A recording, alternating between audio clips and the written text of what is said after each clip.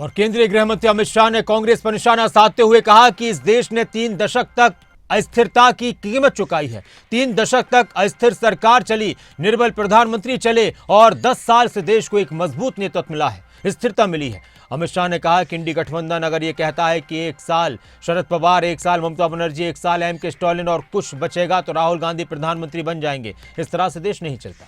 अमित शाह ने कहा कि मैं देश की जनता से अपील करना चाहता हूं कि कोई संभावना ही नहीं है। साथ ही उन्होंने आरक्षण के मुद्दे को लेकर कहा कि आरक्षण के मामले में कांग्रेस लोगों को गुमराह कर रही है। 3 दशक तक अस्थिर सरकारें चली, निर्बल प्रधानमंत्री चले। 10 साल से देश को एक मजबूत नेतृत्व मिला है, स्थिरता मिली है। न केवल राजनीतिक स्थिरता, नीतियों के बारे में और विकास के कार्यक्रमों के बारे में भी स्थिरता मिली है। अब इंडी अलायंस अगर ये कहता है कि 1 साल शरद पवार बनेंगे, 1 साल ममता जी बनेगी, 1 साल स्टालिन बनेंगे, कुछ बचेगा तो राहुल जी बन जाएंगे, इस तरह से देश नहीं चलता है।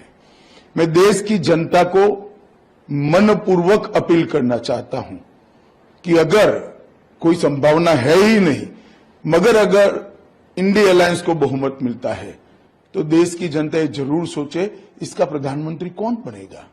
1-1 साल में प्रधानमंत्री ये कोई परचूरन की दुकान नहीं है जिसको अपनी हिस्सेदारी के हिसाब से चलाया जा सके। केवल और केवल नरेंद्र मोदी जी के नेतृत्व में एनडीए और विशेषकर भारतीय जनता पार्टी ही ये कर सकती है। 10 साल तक पूर्ण बहुमत की सरकार देश की जनता ने भारतीय जनता पार्टी और एनडीए को दी, मोदी जी को प्रधानमंत्री बनाया, इसके फल हमने देखे हैं। देश सुरक्षित हुआ है, समृद्ध हुआ है, नीति निर्धारण लोकाभिमुख और स्पष्ट हुआ है और दुनिया भर में देश का सम्मान बढ़ा है।